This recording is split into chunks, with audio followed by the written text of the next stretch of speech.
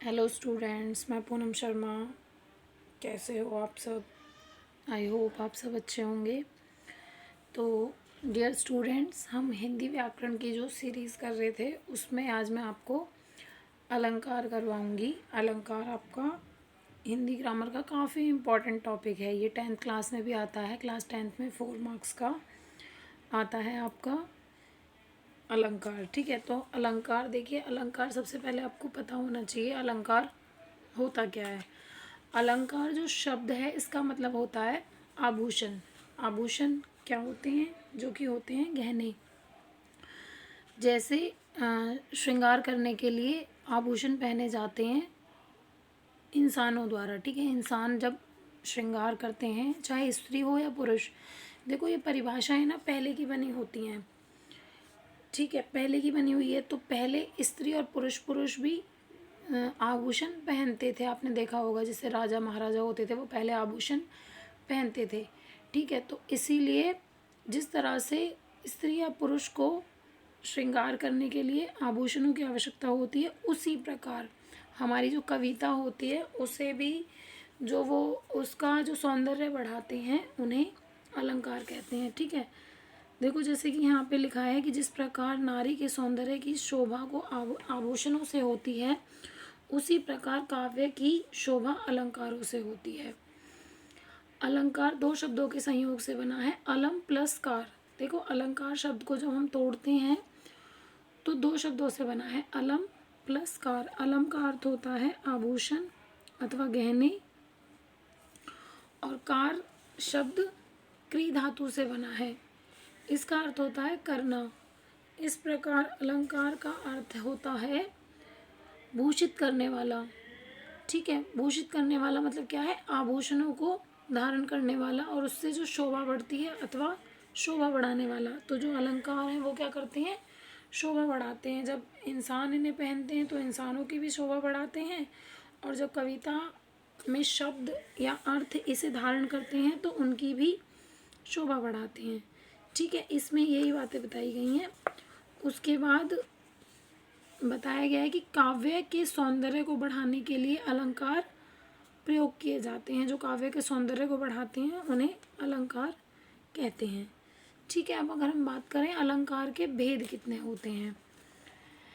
देखिए, अलंकार के दो भेद होते हैं। एक होता है आपका शब्दालंकार, एक होता है आपका अर्थालंकार। शब्दालंकार क्या होता है? शब्दालंकार वो होता है जिससे शब्दों में सौंदर्य उत्पन्न होता है। जहाँ शब्दों के कारण कविता में सौंदर्य उत्पन्न होता है वहाँ आपका शब्दालंकार होता है।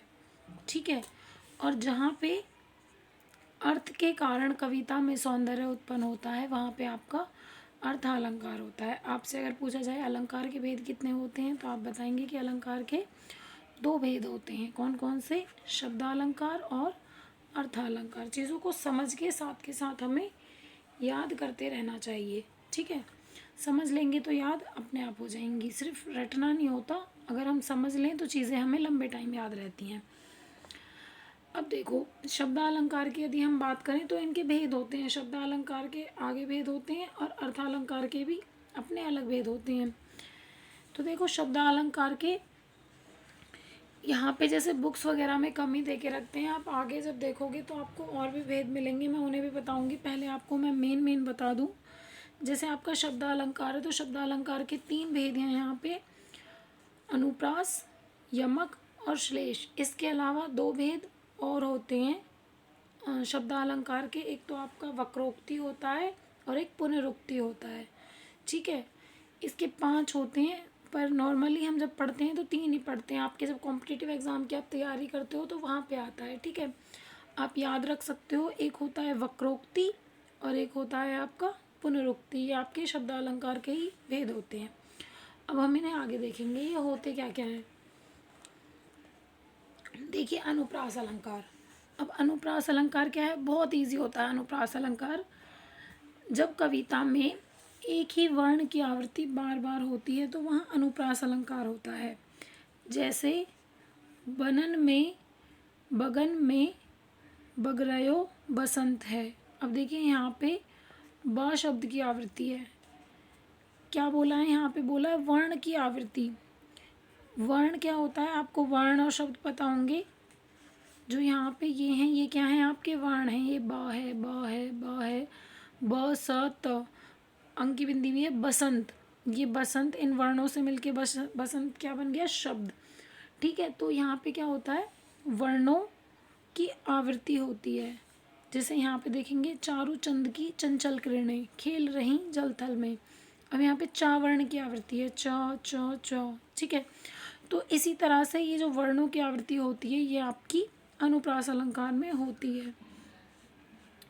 आगे भी कुछ और उदाहरण दिए हैं, देख सकते हैं। सुरभित सुंदर सुखद सुमन तुम पर खिलते हैं। सुरभित, अब देखिए यहाँ पे सा की आवृत्ति है, स स स स, तो ये आपका अनुप्रास अलंकार हुआ। तरनी तनुजा तमल, तरनी तनुजा तट तमाल, तरुवर बहु छाए, यहाँ पे किसकी आवृत्ति है, ता की आवृत्ति है। तो जहाँ पे आवृत्ति होती है किसी एक वर्ण की, वहाँ पे आपका अनुप्रास अलंकार होता है। अब देखो बच्चों, होने को तो ना अनुप्रास अलंकार के भी आगे भेद होते हैं कई सारे, लेकिन आप जब पढ़ते हो 10th लेवल तक तो आप इन्हीं को पढ़ते हो। अगर अनुप्रास अलंकार के मैं आपको भेदों के बारे में बताऊं तो अनुप्रास अलंकार के आपके 5 भेद होते हैं। आप लिख सकते हो, मैं थोड़ा स्लोली बोल दूंगी। एक होता है आपका छेका अनुप्रास, एक होता है आपका वृत्त्यानुप्रास, एक होता है आपका लाटानुप्रास, एक होता है आपका अनंत्यानुप्रास और एक होता है आपका श्रुत्यानुप्रास।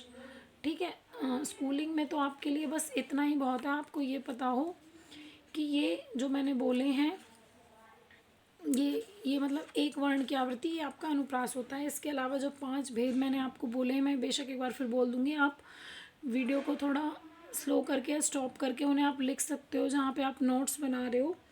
ठीक है, छेकानुप्रास, वृत्त्यानुप्रास, लाटानुप्रास, अनंत्यानुप्रास और श्रुत्यानुप्रास।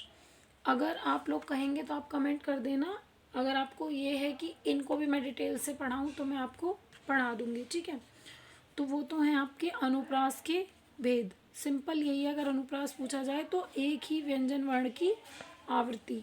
ठीक, उसके बाद जो दूसरा भेद है यमक। यमक अलंकार को देखेंगे हम। यमक में देखिए क्या होता है, इसमें क्या होता है, देखो अनुप्रास में होती है वर्ण की आवृत्ति, यमक में होती है आपकी शब्द की आवृत्ति। जैसा कि हम देखेंगे, जब एक ही शब्द एक से अधिक बार आए और हर बार उस शब्द का अर्थ अलग अलग हो, वहाँ पे आपका क्या होता है, यमक अलंकार होता है। यहाँ पे हमने देखा था वर्ण आ रहा था। ठीक है, यहाँ पे क्या है, यहाँ पे शब्द आएगा, शब्द आएगा और उसका मीनिंग अलग होगा। ठीक है, जैसे कि देखेंगे हम यहाँ पे एग्जाम्पल, कनक कनकते 100 गुनी मादकता अधिकाए, जो खाए बोराए या खाए बोराए जग व पाए बोराए। अब यहाँ पे देखिए कनक कनक, कनक कनक वर्ड यहाँ पे आया है 2 बार। हमने इसमें पढ़ा है कि शब्द की आवृत्ति होती है। तो कनक और कनक ये एक ही शब्द है, सेम स्पेलिंग है। ठीक है, सेम इसकी वर्तनी है, सारी चीज़ें सेम है। इसमें क्या है, इस वाले कनक का मतलब तो है यहाँ पे सोना, एक कनक का मतलब सोना है, एक कनक का मतलब धतूरा है। धतूरा पत्ते होते हैं, ठीक है, मतलब एक पेड़ होता है धतूरे का, तो उसके लिए बोला है, जो कि नशा करता है। जैसे कि आपने सुना हो तो शिवजी भगवान को जैसे भोग लगाते हैं शिवरात्रि पे भांग धतूरा, तो वही धतूरा होता है। तो कनक कनकते 100 गुनी मादकता अधिकाए, या खाए बोराए जग व पाए बोराए। अगर देखो किसी को सोना मिल जाए तो वो भी बोरा जाएगा, मतलब पागल हो जाएगा, और कोई अगर धतूरा खा ले तो वो भी पागल हो जाएगा। ठीक है, तो यहाँ पे इन दोनों के मीनिंग इस तरह से हैं। एक ही शब्द है लेकिन शब्द के क्या हैं, मीनिंग अलग अलग हैं। ठीक, अब आगे हम कुछ और उदाहरण देखते हैं। माला फेरत जुग गया, गया न मन का फेर, कर का मन का डारी दे, मन का मन का फेर। अब देखिए यहाँ पे क्या बोला है, माला फेरत युग गया, कि माला को फेरते फेरते जो माला फेरते हैं, जो योगी साधु लोग होते हैं जो माला फेरते हैं पूजा करते वक्त। ठीक है, तो उसके लिए बोला है कि माला फेरत युग गया, गया न मन का फेर। अब यहाँ पे देखिए ये मन का वर्ड आ रहा है। ठीक है, अब यहाँ पे मन का बोला है, जो ये